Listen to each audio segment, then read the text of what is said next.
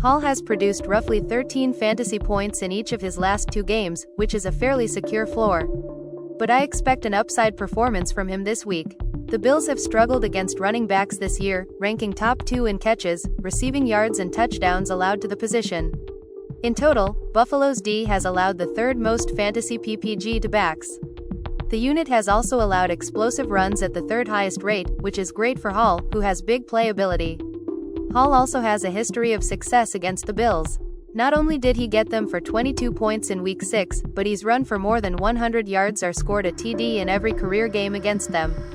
Although he hasn't lived up to the lofty expectations placed on him at the beginning of the fantasy season, he could more than make up for it with a huge championship week performance. A game-winning breakaway run led to Hubbard finishing with 32.5 fantasy points and as the RB2 in Week 16. But he also saw some involvement in the passing game, bringing in 4 catches on 5 targets. It was the 5th time in his last 6 games that he had at least 4 targets. His value as a receiving threat could come into play this week, as the Bucs have struggled to cover backs.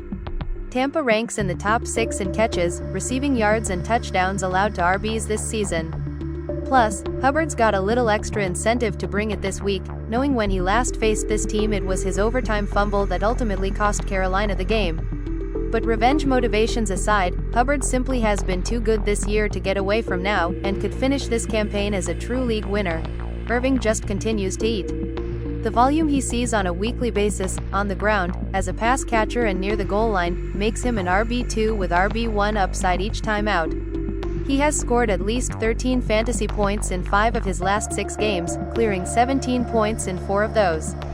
He gets a fantastic matchup this week in the Panthers, who have allowed 350 more rushing yards to backs than any other team this season. They have also allowed the most rushing touchdowns and fantasy PPG to RBs. When Irving played them in Week 13, he went for more than 180 scrimmage yards and a touchdown, finishing with 27.5 points. He is a must-start with the potential to win managers' championships. Trace's wide receiver background came through in a big way last week, when he managed to get his feet inbounds after securing a leaping grab in the back of the end zone. That scoring catch led to him topping 14 fantasy points for the 3rd time in his last 4 games. In fact, since Week 5, Tracy has averaged 13.9 points per game. The floor might be low, but the median and ceiling are high, which is enough to keep him in play in a favorable matchup against the Colts. Indianapolis has allowed the 6th most rushing yards to backs this year, and have struggled against pass-catching backs, in particular.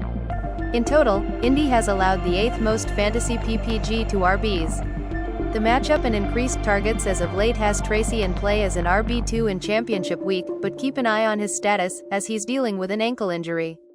After a string of strong outings, Dowdle faltered Sunday night against the Bucs defense. He finished with just 51 total yards for 8.1 fantasy points. His points have now decreased in each of his last 3 games. Things could get worse for the 4th-year back before they get better. The Eagles have allowed the 6th fewest rushing yards overall this year and the 3rd fewest rushing TDs to running backs. In total, Philly's D has allowed the 2nd fewest fantasy PPG to the position.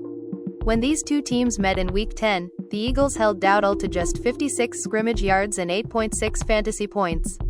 If all those matchup stats didn't scare you away from Dowdle already, then consider he now has to worry about losing valuable goal line touches to Ezekiel Elliott. I just don't see it happening for Dowdle this week. Etienne was a popular target early in drafts over the summer. If you somehow managed to get this far with him still on your roster, I would not rely on him in this make-or-break week. Since his return from injury in Week 9, he's managed just 7.8 fantasy PPG with a single game high of 12.5 points, Week 15 versus Jets. Last week, he was out-touched by Tank Bigsby, who also scored the lone Jags TD out of the backfield. The upside simply isn't worth the risk at this stage in the season. This is actually a favorable matchup for the position, in what could be a high-scoring game between two teams I expect to be more aggressive than usual considering how much is at stake. Still, I just don't see how you can trust a Broncos back in fantasy. Last week, we saw Audric Estime lead the team in carries and score a touchdown. But we've seen similar production like that before only to see the back vanish the following week. Williams had just 4 carries against the Chargers in Week 16, but he did see 11 targets. But those double-digit targets translated into just 12.3 points. You can't trust he'll receive that type of volume in the passing game again, and, more importantly, you simply can't trust Denver's backfield with a fantasy title on the line. Stay away from this trap. I had Edwards as a sit last week, and I apologize to those who followed that advice. He scored 19.9 fantasy points on Thursday, just 3 points shy of his total over his previous 4 games combined. It was his first multi-TD game since November of last season.